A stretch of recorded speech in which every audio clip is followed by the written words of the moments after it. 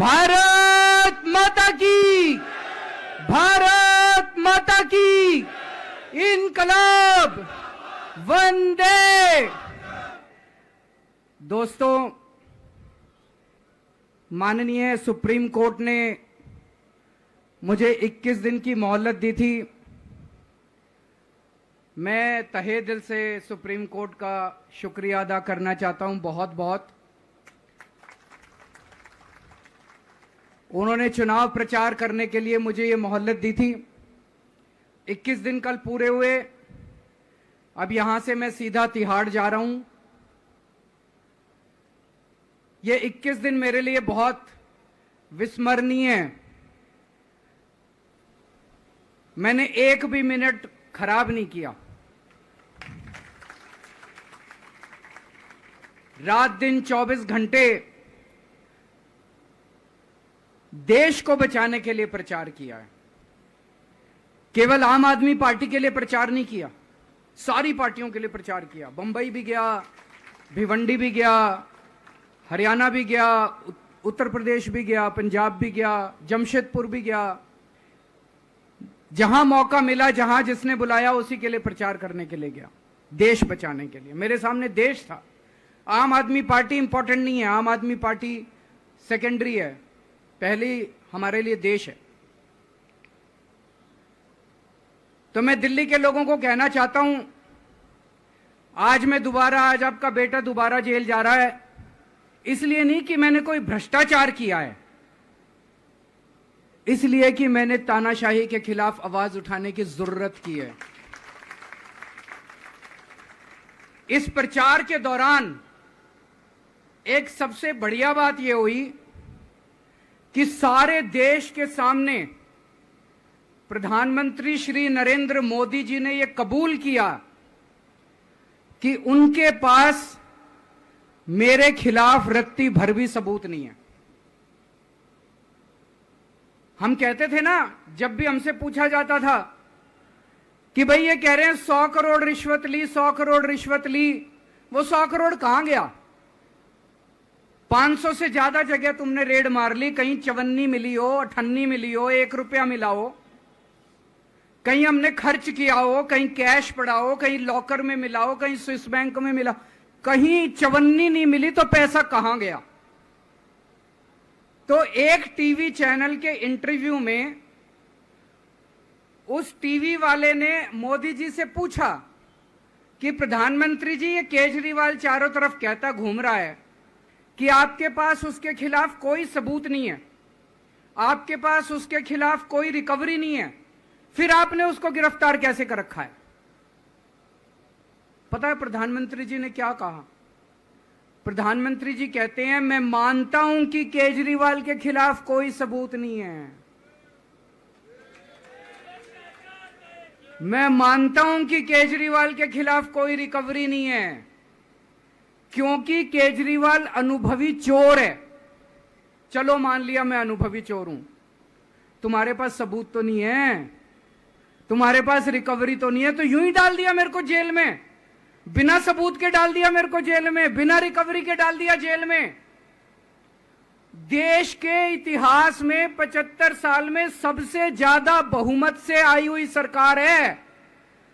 एक बार 70 में से 67 सीट, दूसरी बार 70 में से 62 सीट, 55% से ज्यादा वोट शेयर।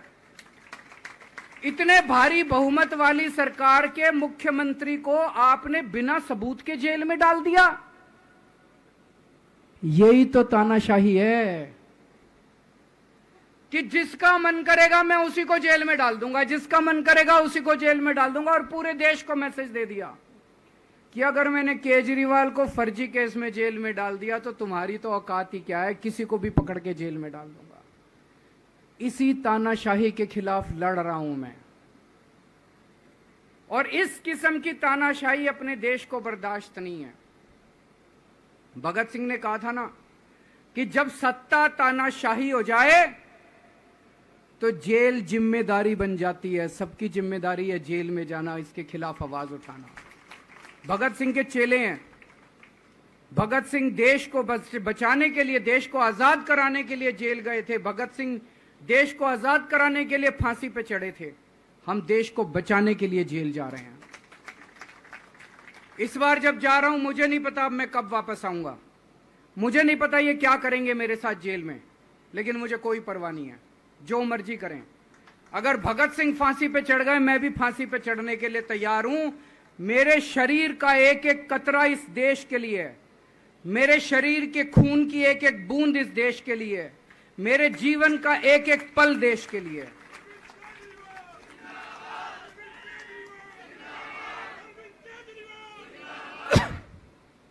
अभी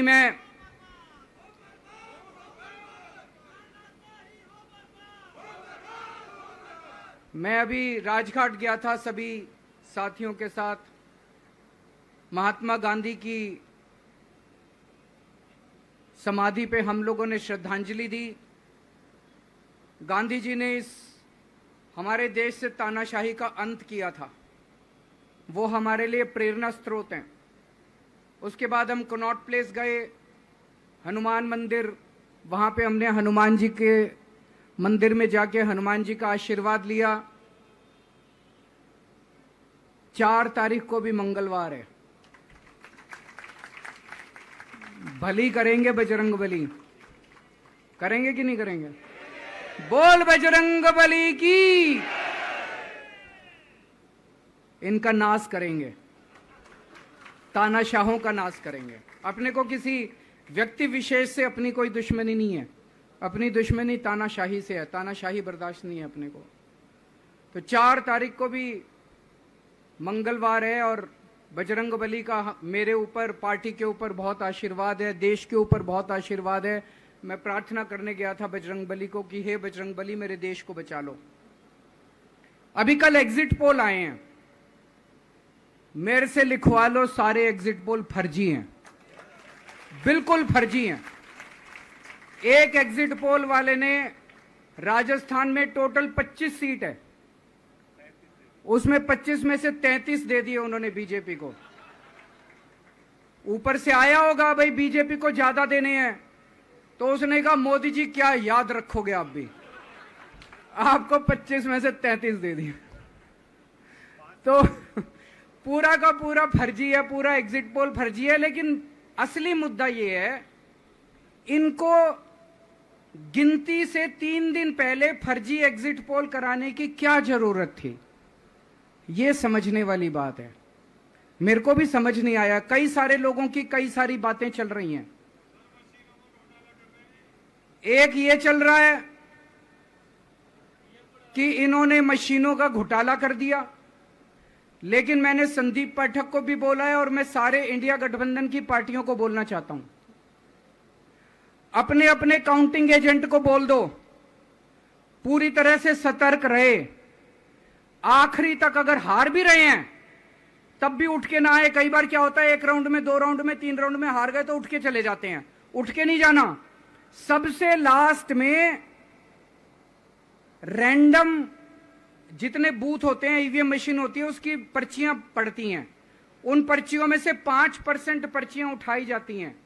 उन 5% ईवीएम की मैचिंग वीवीपैट की स्लिप से कराई जाती है। वीवीपैट पे जो स्लिप है उसकी काउंटिंग होती है, जैसे बैलेट पेपर की काउंटिंग होती थी, और उसकी काउंटिंग और ईवीएम की चेकिंग होती है दोनों की। एक भी मशीन अगर मैच ना करे तो वहां चुनाव रद्द कर दिया जाता है।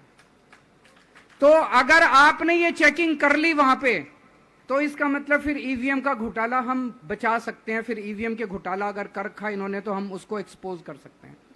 तो सब लोगों ने लास्ट तक रुक के, आपका कैंडिडेट हार भी रहा है तब भी आखिरी तक रुक के आपको ये ईवीएम की चेकिंग करा के आनी है, ईवीएम और वीवीपैट की मैचिंग करा के आनी है।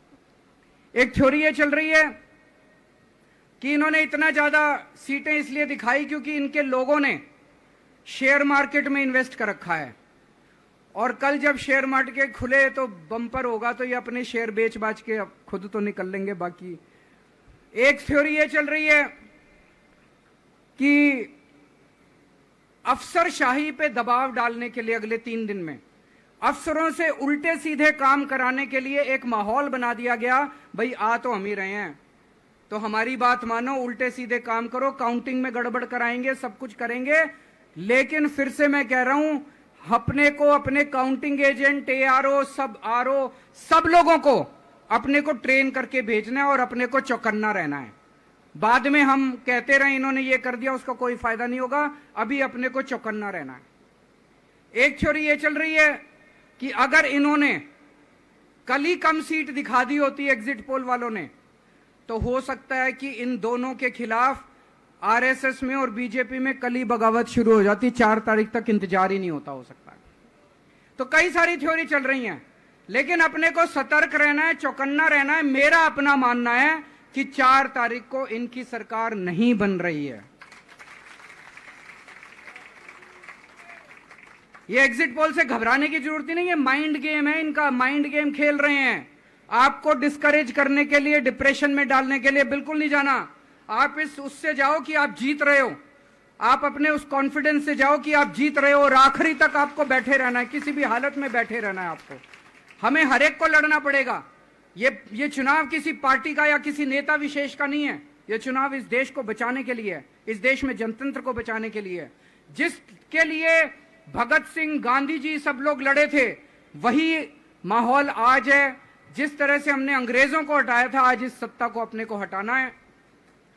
तो मैं सभी आप सब लोगों का, सभी साथियों का बहुत बहुत शुक्रिया अदा करना चाहता हूं।